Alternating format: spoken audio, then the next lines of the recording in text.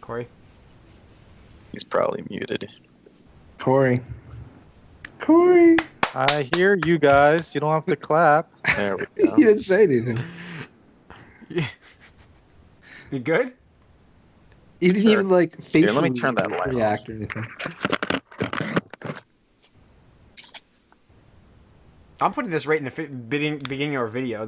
I'm recording already. Now, Mike, you're completely in a dark room now, Mike. But whatever, it'll work. Corey, you ready? Yeah. Oh, good. Thank you. Yes. All right. Too dark now? Is that worse with that light off? It's too dark now. God damn it. I'm gonna get started when he gets up.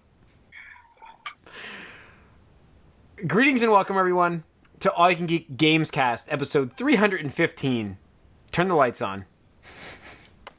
I'm one of your hosts, Jim Gast, joined by Tony Korkanakis, Yo. Corey Feinsod, Ooh. and Mike Sneedy. What's up? Welcome, listeners and viewers. If you're viewers, you'll have a nice little intro video there. I'm just gonna leave it on the podcast there. Me hobbling to my light. And back. Corey also just being completely dead silent when we ask him, "Are you there?" So, anyways, welcome to episode 315. Got a lot of news to get to here. Corey and I got some gaming to get to tonight, so let's get this done. Mike, you weren't on the Switch. You were not on the Switch. Spoiler bonus round, whatever you call it. No, I want to get your impressions of the Switch. Corey, you had stuff to add to this too, right? No, it's not that much. I was just gonna, say I thought the trailer, did a decent job of doing what it does. So, for the record, and this is for everybody who hasn't followed us on Slack, because we don't have that many, viewers and listeners in there. I'm not going to talk about the Switch, Nintendo Switch, anymore, like, at all. I mean, we'll mention games that are announced for it, that's fine, but I am not going to give you my impressions of the thing until I actually know what the fuck is in it. Because I'm tired of getting the speculation stuff, and I'm tired of... there's a lot of stuff, I'm just not going to talk about it. So you guys give your impressions, I'm going to nod very nicely, and go ahead. So, Mike, go ahead. What did you think of it? I thought it was all right. I mean, it's what I thought it would be, kind of. And that's why I'm not that excited about it, because it's like I mentioned, which started a big thing. Its clear priority is to be the sort of hybrid handheld thing, which is fine, but I feel like it's going to sacrifice a lot as a home console because of that, and we'll see. I mean, the things I like to see were, you could have a local, which might as well not be local, multiplayer thing with a bunch of people. Of course, you'll all need your own system, so again, they're getting you compared to how it used to be. You can play with two people. Yeah, and those tiny little, like, finger-sized controllers, which look kind of awkward to me, but we'll see. I have to say, for somebody who has big hands, there's no way they're going to be able to use those things. Not like that I have big hands or anything, but like a lot of people have trouble using handhelds, and I just don't see long hours playing that. At least probably covered. Yeah. You got it. I was going to throw that joke in there when he stopped, but go ahead. So I did like the idea, though, of like actual 4-player or at least maybe more multiplayer, same game on their own individual screens. That's pretty cool. So, Mike, how often do you play basketball and then play the video game basketball at the court? Not too often. It's the first question I had to ask you when we saw that. I was like, "Does Mike do Maybe this? That's what you needed. Is all this what along. goes on at the basketball like court? Play for 30 minutes and then play the video game for 30 minutes. I bet you would have torn your ACL. Wow, I wasn't gonna go there, but no, I normally go home and do it. So we can joke about it, Mike. It's not that bad, right? No, I mean, whatever. It was bound to happen eventually.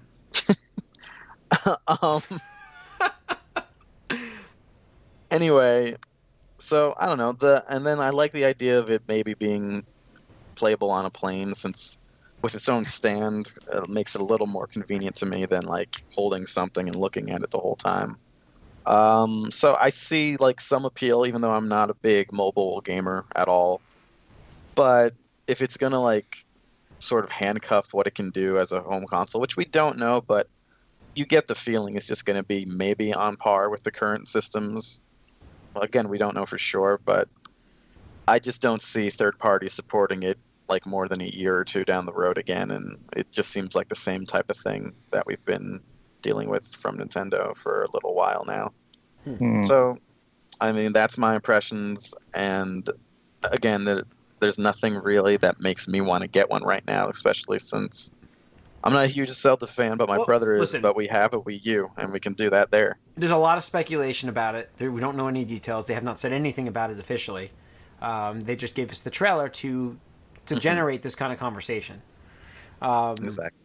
So, hating on it, loving it, not going to do either, because you can't. You don't know what it's about. You can just be impartial right now. Like, I just feel like you can just be impartial. You could say that, but you can you see the trailer, you know what it's trying to convey, like, primarily. Yeah, like I was and the saying, number one thing it wants you to know is, like, this is a fully portable system. So, that's what it is. You're not pulling me into this. Well, that's what I get out of that trailer. Is like, hey, look, this system, it's just like any other system out I there. love how Tony is being so quiet right here, like trying to get me. You're goading me into this because I don't agree with certain things being said here, and I know you're on that side of this with me. Your whole point is you have no opinion on this right now, so you can't disagree with anything. So, Sure. I think the trailer did exactly what it was set out to do. It showed you what it looks like, what it does, and how soon you're gonna get it, like March 2017. So I am kind of surprised they're actually sticking with that as a release window, but I guess that's good. yeah. Is it manufacturing? It has to be. If they're going to launch it worldwide, it has to be starting production like right now. The project, the Not Scorpio, sooner. the Scorpio was talked about. That's in production right now. Right, That's coming out next year. Because the thing is, not only do they have to get manufactured, built, et cetera, it has to be put into boxes. It has to be, stored in warehouses, shipped all in global. Like, it's not just something that happens overnight. It's not like you Amazon Prime like 1 million systems all over the world, unfortunately. Yeah, it's not like a digital thing where you can just launch it and it's live and here you go. Like, This is obviously, there's a lot of man hours and things that are needed to get this thing off the ground, and you're gonna have supply constraints like. Supplies. And I mean, I think it's definitely important to note that in the 3-minute trailer, the only actual information we got aside from the name was the release month. I think that speaks volumes. That I'm not saying it's definitely not going to get delayed. Like if there's some huge Samsung Note issue where they start exploding or catching on fire, but barring something massive like that, I think they're pretty locked in for that March month. Not even a window, just March. Yep. The one thing I don't know if we talked about it in Slack, or I know we talked about it. I don't know if it was Slack or the bonus round, but the one thing I thought was interesting that they're definitely catering. The entire 3-minute video was catered to the young millennial, 18 to 30 crowd. Not necessarily with the games, although I would argue that Zelda and Skyrim fit that demographic pretty well. I mean, they showed the third party games they showed were Skyrim and NBA. So those are games that demographic would be playing. Right. It wasn't they just Dance. Minecraft. I don't know what you're talking about. Those games are not confirmed in development. We're just talking about the video, Jim. What they showed in the video. That's all we're talking about. They're in the video. Come on, Jim.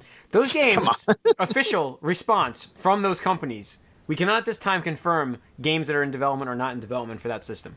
If they showed something that's not going to come out, do you know what type of shitstorm when people they would cut a trailer, they have to cut the trailer and specifically put video in the films so that they know what they're showing.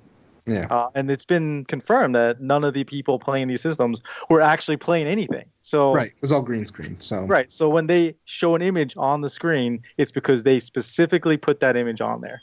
So I know when you say it's not confirmed, sure, these may never come out, but that's some bullshit right there. I do remember someone else's concern actually that there's lots of small parts that you could lose if you're taking it around places. Yeah, Corey had that. Well, no, I'm just the controllers themselves are small devices. So. And there's also the carts now, which are smaller too. Oops. But I don't know. If you could handle, I guess, what you could lose with a 3DS, you could handle this, I guess. Yeah, the game I mean, game cartridges the wise, tastemakers would be. I don't lose my 3DS games, so I don't have money, but I don't lose those. So Yeah. Not to mention, I think you're heavily incentivized to go digital anyway. So see now, Tony, that gets into the other aspect of is it worth going digital because of like Corey and I would love to have done that this generation, and I've tried. It's just the value's not there. Like you can get these games so much cheaper physically. no, I agree. For the most part, yeah. For the most part, yes. So it's like saying, you're giving up your ability especially to trade early on. It's hard. Like now, you're finally getting deals for things, right. And that's what that's the other thing I was going to say was that the new My Nintendo, you can get the free coins, like the free points by like logging in and just whatever checking the eShop and stuff like that. But you also get gold coins, which you can buy better stuff. And they usually run good promotions on 30-40% off a digital game or something like that. So hopefully Nintendo takes advantage of that. I mean, I personally still freemium freemium model here with the card packs and coin packs or whatever. That sounds I don't know, that sounds a little dangerous. No, it's just a reward system. That's all. Okay. I think that for what Nintendo was trying to do, I think it hit all the marks. Yeah. It's funny because it's funny because I went back and watched the Wii U reveal trailer, and comparatively, it was such a shit show. And like, I guess because I was a core person, and I'm a core person, I know that it was going to be a new system. But you watch that trailer again, it does not do a good job of showing that it's a new system at all. First of all, the dad walks in and his son is playing new Super Mario Brothers that doesn't look like HD Super Mario Brothers, new Super Mario Brothers. He's like, oh, it's time for the baseball game. Shows him switching it to the gamepad, and it goes, experience your games on the new controller. It's like, why the fuck would you say the new controller without saying the new controller for the new system? Like the whole ad, like the whole 3-minute thing, they talk about the new controller, and then the other games they show off are like Wii Fit and golf or something. Yeah, Wii Sports and stuff like that. It's like, these experiences are on the Wii. Like, no fucking wonder people got confused because you didn't show a fucking new game on the trailer. So it's kind of like... And you showed things that didn't actually come to fruition as well. Right, exactly. So it was just a bad message. So I think if you compare it to, like, they clearly illustrated what they wanted with the Switch. Yeah. Definitely, and like you said, the Wii there's nothing to do with Wii here. So yeah, they totally dropped the Wii name. So the only thing that maybe could be coming is those custom controllers. Yep. That would be interesting. There's like, because you can just fit them into your system now. So that's a very unique scenario. Yeah, that could be coming out down the road. So, all right, we'll see. Jim just biting his. You can say let's move on, Jim. I mean, you don't have to. If Nintendo's not talking about this, I'm not fucking talking about this. But you talk about the Scorpio. Microsoft is talking about the Scorpio. That was Phil Spencer who said our system is in production already. The hardware is in manufacturing as our software for the system, so it'll have a very strong support when it launches. But they also did, and I didn't put this on the news here, I forgot to, Microsoft did backtrack, and this is dangerous, on their No Man Left Behind policy. They have not, that took a while. They said it is up to the developers if they want to make something exclusively for the Scorpio. Fuck it that. It begins already. This shit hasn't even come out yet, and it's already started. Yep. So this is why fuck this shit. Yep. It's like we feared. It's already there. So, all right. Red Dead 2 was announced last week, guys. Announced and a trailer, and then we got nothing from the trailer. So we really didn't even do a spoiler cast on that because we didn't get anything. Yeah, it was announced, which was great. The poster is fantastic. I thought that it really gave you everything you needed, and because the trailer does nothing other than show you pretty scenery. Yeah, I guess mean, it looks nice, but you're clearly hunting again in the game. Someone's carrying a carcass around. I remember that. It looks nicer for sure. If I could wildly speculate here. How many people from your old gang did you have to track down in the first game? How many were there? Is this a bit like, could this be a prequel with the entire old gang? That's what I'm getting at. Was there 6 people? I don't think there was. I don't think it was that many. But then why call it Red Dead Redemption 2? Because if it's a prequel, it's not going to be. I don't think it's a prequel. Yeah, I don't think it is think either. So. No. But yeah, so I mean, we knew about the trailer, and we knew about the game being announced, but the trailer is what dropped last week, and I think we talked a little bit about the. And it'll be out in a year, so. Maybe. It's hard to really like. Get when has Rockstar hit their date? Can you even? I remember think it's a higher probability we see this game in March of 2018. Yeah, I mean they've released It's such games an easy thing to do, guys. Like this is how it works. You get a game release date. Let's take fall 2017. Then you just add 6 months. 6 months. Yeah, well, that's what they've done. Like every time, like every game comes out in the springtime from Rockstar, and they all say, "Oh, coming in the fall." Yep. So never happens. Yeah. So. Yeah, not high confidence. It comes out fall 2017. Not in high confidence on that one. Especially and we were speculating on the Switch, which at the time NX announcement last week, I think. That didn't pan out. Nothing. Yeah. No. Jim's head would have exploded. Remember? Do you think though the third party is going to get left behind again? Yeah. That's like, what how I worry soon does that happen? Year or two. Listen. I want to say... We're getting back into this? At least this time they have a controller that can support the third-party game. That's so nice to have. It's such... When you have a list of manufacturers, developing support, third-party support, they did the same thing with their premiere of the Wii U. Same thing. Touted how they were going to have third-party support, and they showed all these games that were going to be at launch, and then they just died. So it's the same problem we have... Like with what we were talking about with Sony. Last time though, it wasn't at launch. It was just said who was going to support the system, and if you go back and look at the Wii, I'm pretty sure every single one of them released a game. Oh yeah, I'm not saying it didn't. I'm saying it just died after that. Well, yeah, sure. I mean, but that's because it failed right after the holiday season because everybody bought them thinking they could scalp them, and then they didn't. Yeah.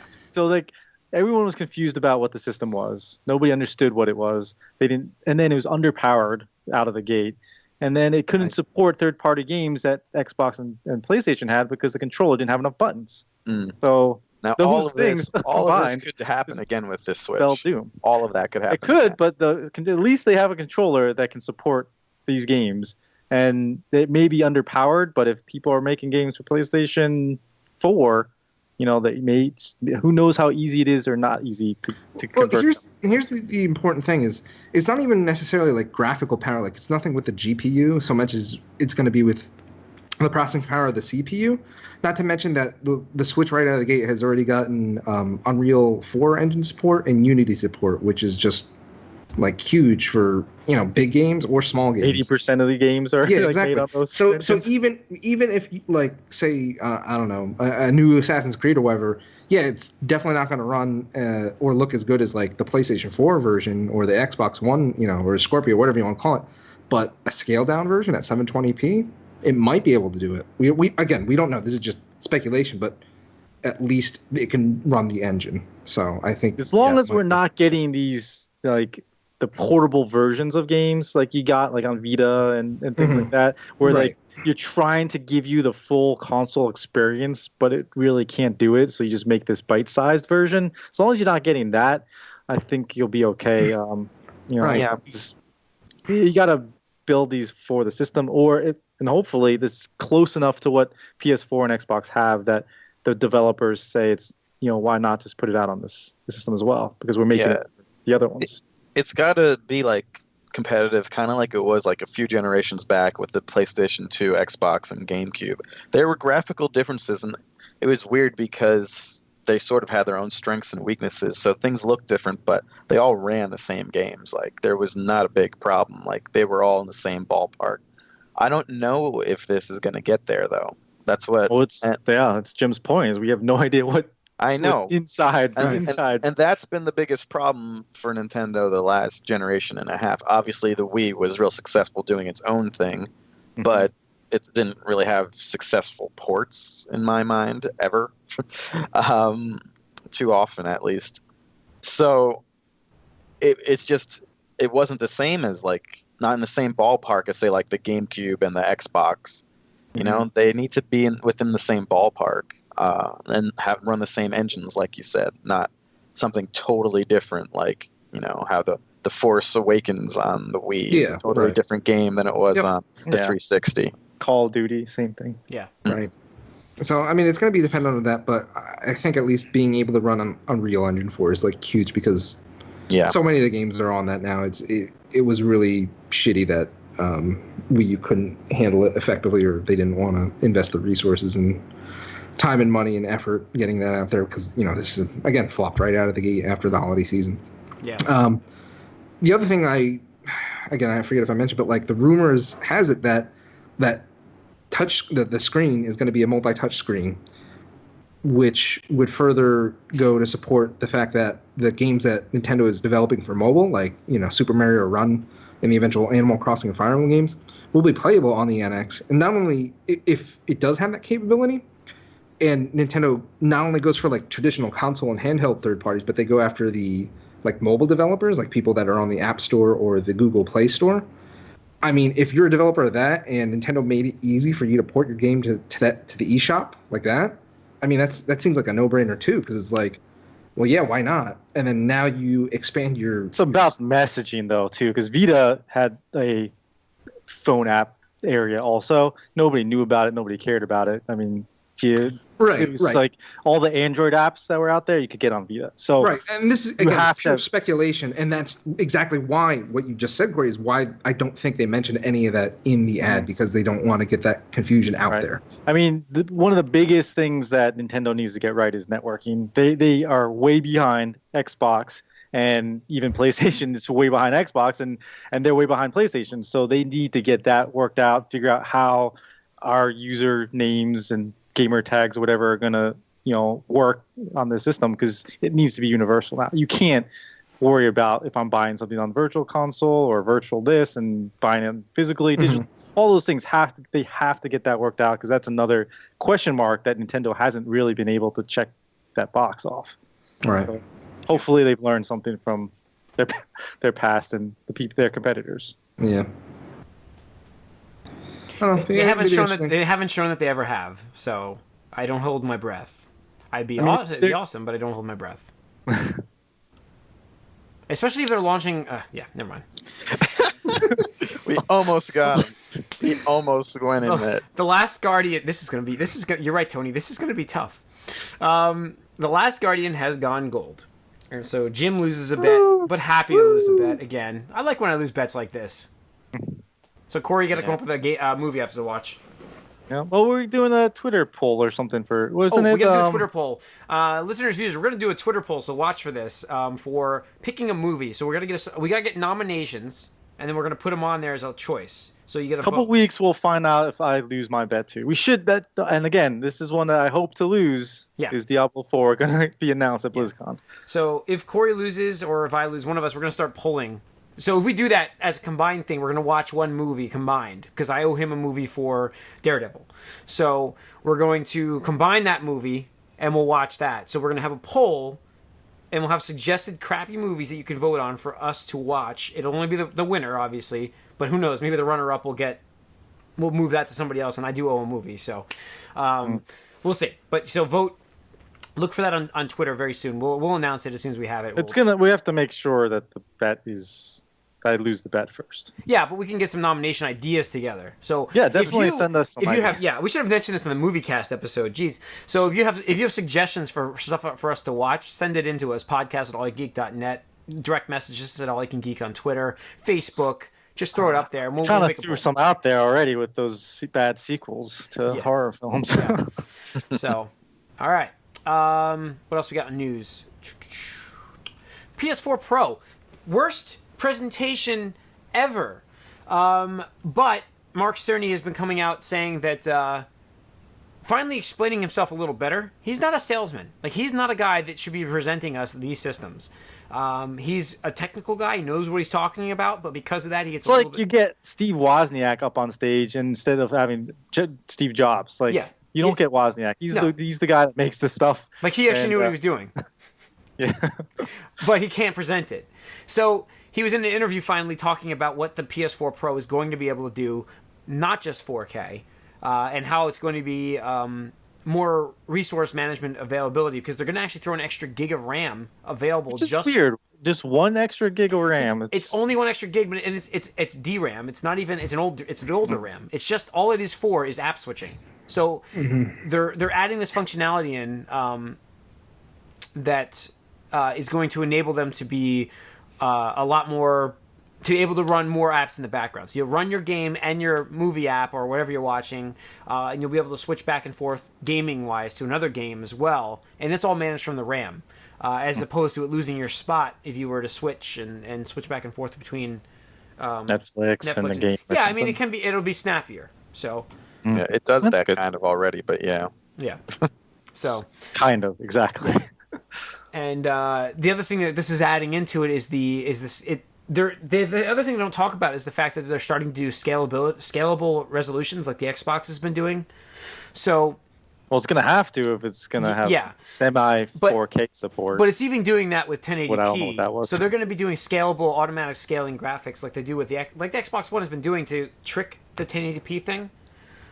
So they'll be able to run their frame rate as a lock frame at 60 frames and let the resolution adjust.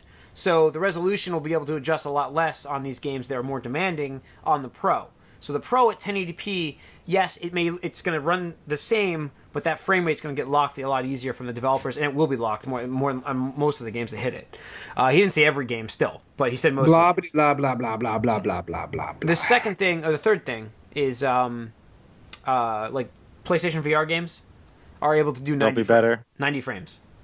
Will they look better? Yeah. No, I don't know if they'll look better, but Thumper is going to be able to do 90 frames instead of 60. I don't know what that means for VR. Faster for VR. Faster frame rate for VR, less chance of motion sickness. It's when you get dipped. Don't you have to take the frame rate and divide it by 2 because it's...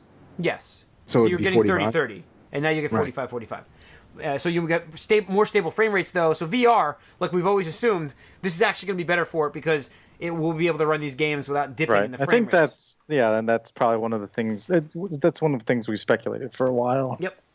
So I mean, there's a lot of stuff that's going into this system that, again, they have failed to convey to everybody. I don't know. I'm still not on the believer side of things that the PS4 Pro is going to be successful. Like. No, I see no reason for it. I'd be interested. I really am interested. It's coming out in November 10th, so it's going to be interesting to see those sales. I want to know what it sells like. I mean, not to mention, Sony hasn't said released any statements out PSVR either, have they? Oh, sales-wise, no. Not since the first weekend. Not since the first weekend. But that's been a week, right? More. They should be talking about it now. Like, you think they'd be like, hey, blah, blah, blah, blah, blah, blah, blah, blah, sales numbers. Like, yeah. I think their fear is that the sales numbers don't reflect how successful it's going to be. Just because what is the metric for it? If you hear 50,000 sold, is that good or bad? It sounds terrible. But considering the life of Oculus has sold less than that, that's good for VR. I mean, what does that mean? So I think that's probably where they're like, let's not say anything because people are just going to misread it. Sure, I totally understand, but at the same time, if it was like smashing sales-wise, like, I mean, I don't know, over 100,000, like, NA? So their initial launch predictions when it was coming out was reaching hundreds of thousands. There's no way they hit hundreds. And they haven't said anything after that. That was their launch numbers, hundreds of thousands. And they haven't said anything since then. So I'm guessing they didn't make hundreds of thousands. It sold great in Japan, I heard. Yeah. That's all. Like, when we get into what we've been up to, I'm going to talk more about it because I've played more. But it's going to be interesting for game support. It really needs more games out.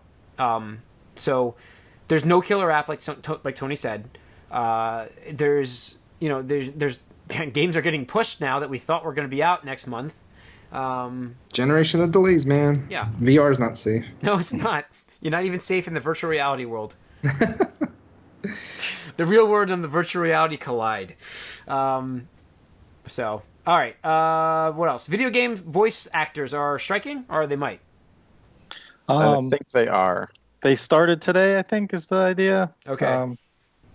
But like, the whole thing that I wanted to, because I put this on here, I just want to mention is that I understand the voice actors have a major part in this process. You want to have voice. Everybody wants games sell better with voice actors. I get that.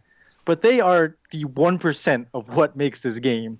And if you're going to start like having strikes and because you're a union for doing this stuff, that to me, like the people that should be getting more credit and more consideration are the developers, especially after what came out from that Naughty Dog or woman. What was her name? The former Uncharted Amy Hennig developer. Yeah, like after what she came out with, and now the voice actors are upset. Come on. Mm-hmm. Like I don't know what goes into it. Like who knows? You could get strep throat, whatever. I read through some of this thing, and well, I agree that the long-term compensation, like if a game sells really well, like they should maybe get some sort of royalties, which apparently would only apply to a very few games, like the top of the top. Sure. But we have them complaining about like safety. She's like, oh, I know people who had to like vocalize getting stabbed and like couldn't talk or work for months. I'm like, what? Like, how do you hurt yourself as a voice actor making a sound? Mm-hmm. Like that makes no sense to me. The only thing that like as far as action wise is getting like actual stunt people to do motion capture like that. I guess makes sense if you're going to do something. Yeah, they're not talking about harmful. But like, they're talking about going like, yeah. So that kind of upset me a little bit, just because again, there are people working 80 hours a week, not seeing their families, like basically glued to their computers, because if they don't finish this game, they're gonna get fired, and then they won't have a job. And the game market, like development market, is so tough. Hold on, you skipped a part. You forget about the part where the game has to get delayed, and people like us have to fucking complain about it. Exactly.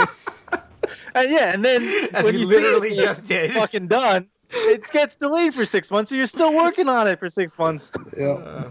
Yeah. Well, yeah. I mean, like, to me, like those developers deserve way more compensation, whatever that may be. No, I totally agree with you. The voice actors. People involved in that part of the game creation definitely need better rights.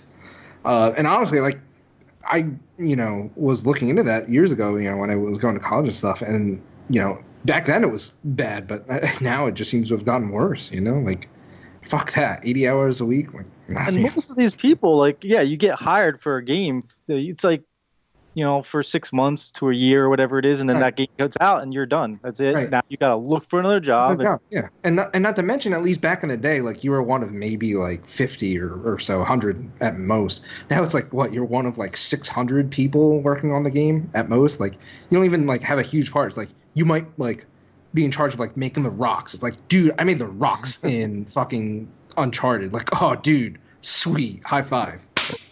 What is strange, though, about voice actors is that it seems like there's always, like, two of them that do everything. Nolan North and Troy Baker. Yeah. Well, Nolan North is, and like... Jennifer Hale. Jennifer Hale is the one who's, like, leading this lawsuit. Yeah. She, she's a spokesperson for the union or whatever. I understand since they are freelance and they have no real consistent job, so they go from one thing to another, so royalties would be okay for them. And you look at them, they are kind of like the actors. Obviously, like film is a similar thing, but not really. There's a lot of people who probably are unsung heroes that work on a film as well, like artists and the second editor and all that bullshit. But here, I would agree with royalties maybe for like the top percentage of the games, but all this other stuff about them like worrying about getting hurt and stuff like that, it's a little much, I think. Yeah. No offense to these people, because like, they're doing their job and they're doing it to the best of ability and whatever. It's just there are other people that need to get attention before these voice actors, and that's my main point there. Yep. Maybe. No, I agree. Yeah. They need a better union, like they got. All right, let's get into what I've been up to. I'll kick us off. Last week I mentioned I was playing using PlayStation VR, and I got to use more of it this week. And I want to take something back from last week. I had said Take that it back. Batman VR, the VR experience, was not worth the $20 that the stores are charging. It was a complete ripoff. The game wasn't that good. I've added another hour to my gameplay already, and I'm not done. So now it's up to about 2 hours of gameplay. And I'm not done yet, and it's fantastic. Like, I went and played it again last week, and I missed like a whole aspect of this game around the Bat Cave and exploring and solving the Riddler's challenges. The Riddler's challenges are what's add to this game because it makes you use these features in VR that you need to really like actually manipulate your environments better, like more, and see how interactive you can actually be as Batman. It's really awesome, and I got to take it back. It's totally worth the $20, actually, full price of admission.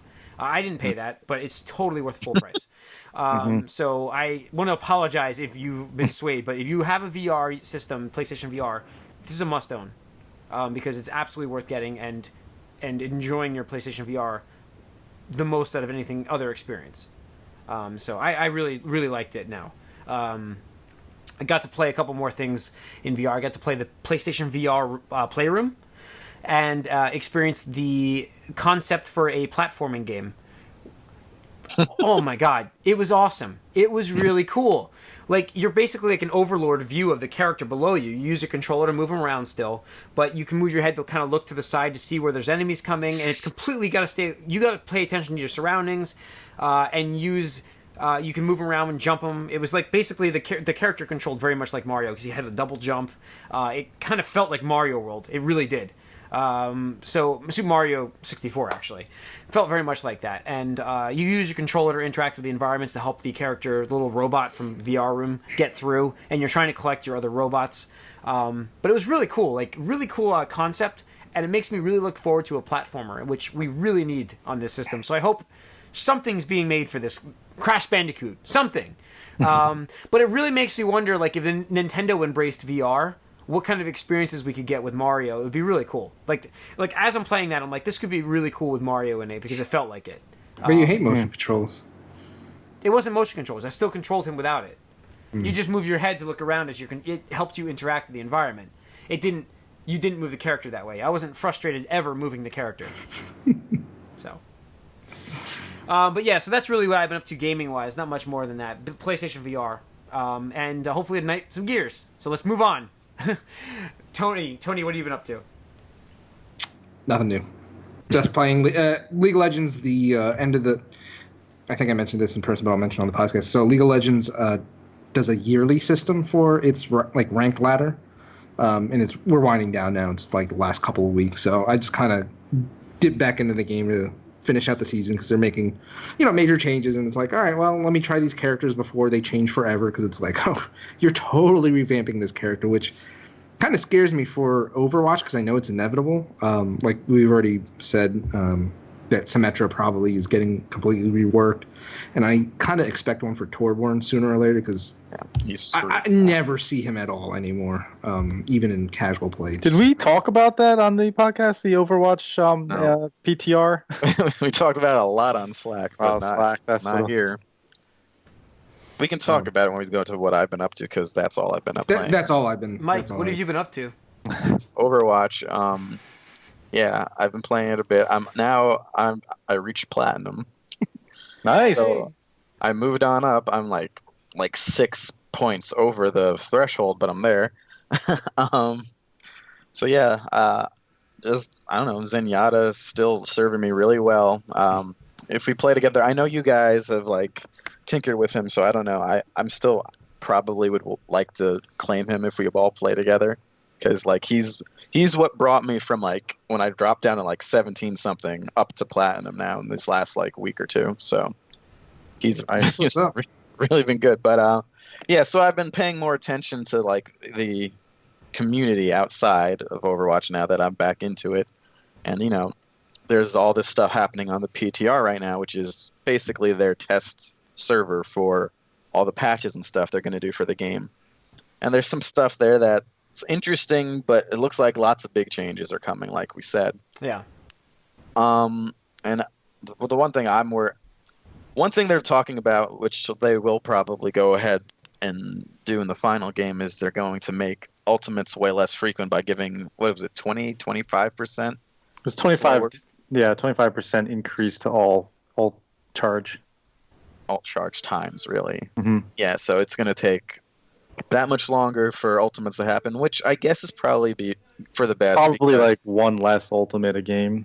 Yeah, it does become sometimes this game is just like whose ultimate can counter whose when you're trying to do something. Mm-hmm. So it'll shift the focus a little more to the in between like gameplay. So to the skill, it would focus more on skill than ult. Right.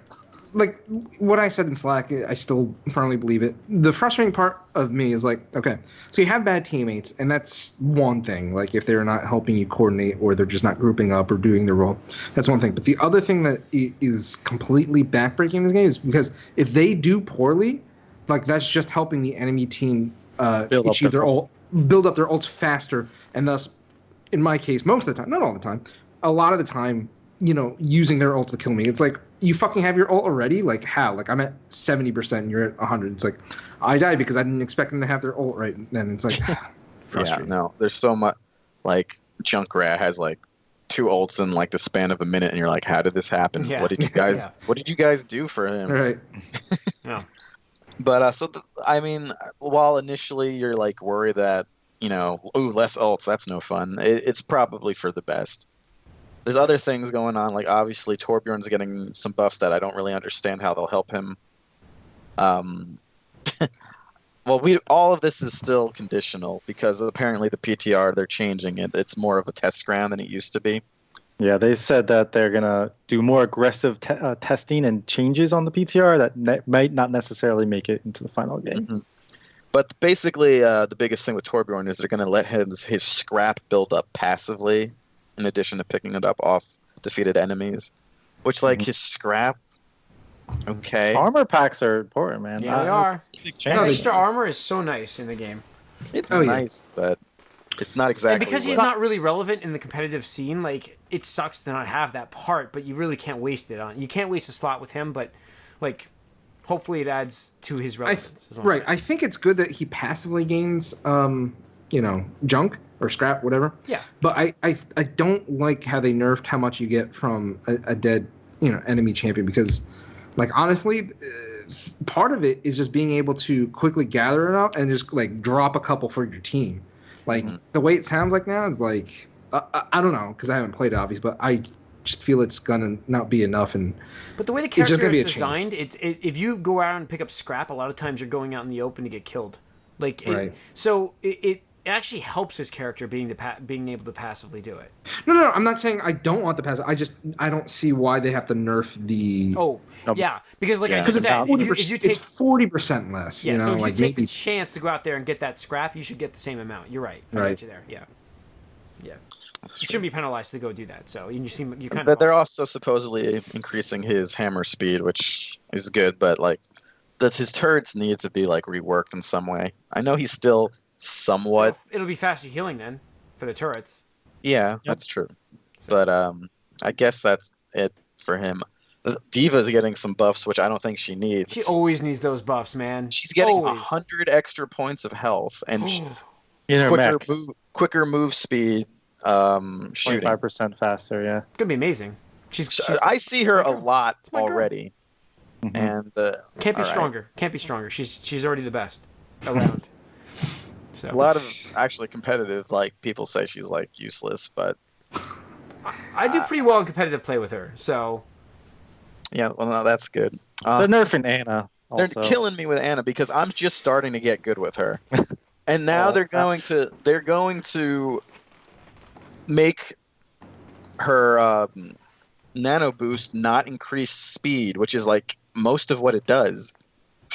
So I don't know what the purpose of it is. I mean, I guess they're strong. Well, it makes them stronger and have more health or defense, whatever. Yeah, but like that like takes so much away from her. It's a pretty bad one.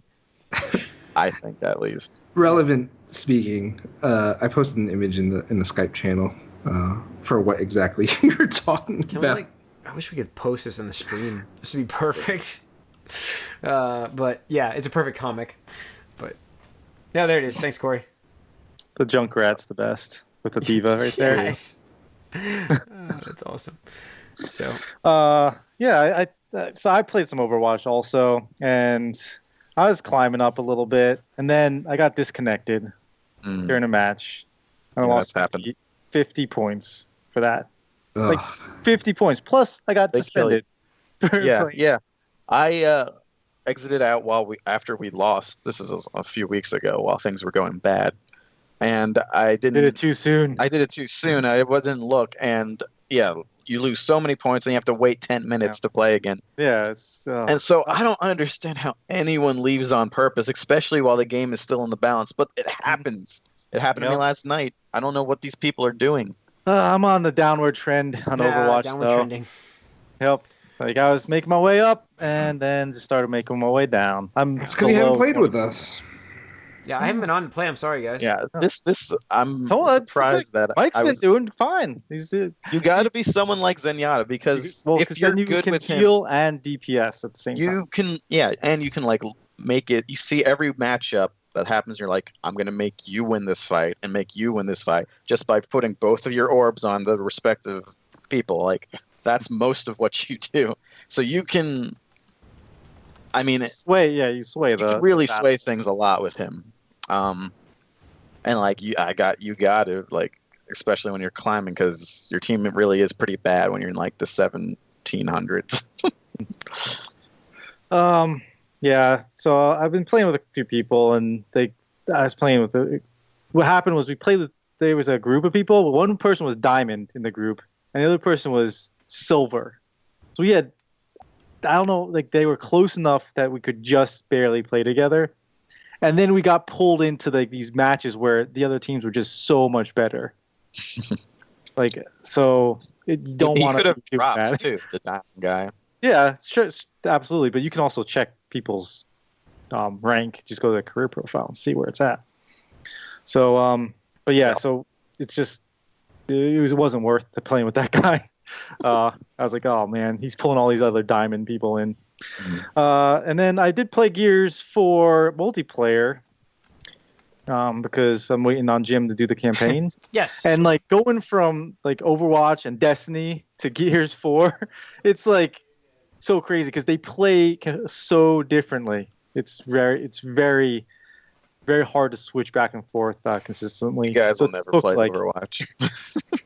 It took like 3 matches to figure out that my Y button doesn't change a weapon or whatever. Like I kept doing that. Like I was running up to a guy and had the wrong weapon out, and like hitting the button. I'm like, fuck! I need to hit the D-pad. And told you, man. You play too many shooters. This is what happens. But what happens? I have to say, dodgeball is awesome in Gears. It's probably the best game mode, like the new game mode that they have. And what it is like you're a team of 5. I think you are a team of 5, and when you die, you're out. But then if somebody kills the other team, you get back in. So you can be down 1 to 5, and that one person kills somebody, then the next person comes in, and then you have 2 to 5 or 2 to 4, and it can just go back and forth that way. It's a great game mode, and I'm kind of like hoping that other shooters use that theme in their modes. Kind of surprised that never showed up anywhere else. Yeah, it's great. It's a great game mode. So I've been enjoying that. But yeah, so cool. Those 3 games have been what I've been playing: Destiny, Overwatch, Gears. Cool. Just a couple matches. So. All right. Well, I think that's going to wrap up 315 Gamescast listeners and viewers. Thank you for tuning in. If you don't know, we're on YouTube. You can be watching us right now. Hi. Hello. On YouTube. So go to our YouTube channel, allyoucangeek.net. You can subscribe there to our channel. Tune in next week. We can also get our email podcasts. Well, I'm sorry, I just got a weird chime. My computer just chimed at me weird as I was talking. So anyways, you can write us for any questions or comments you have about our podcasts or any topics you'd like us to talk about. Podcast at allyoucangeek.net. Follow us on Twitter at allyoucangeek as well. Like us on Facebook. Tune into iTunes. You can subscribe to our feed there for the audio versions of this podcast. So yeah, tune in next week where we have episode 316. Stone Cold Steve Austin's time. That's what you go with, huh? 316. I did. Yeah. Wow. Yeah. All right. So, all right. Thanks.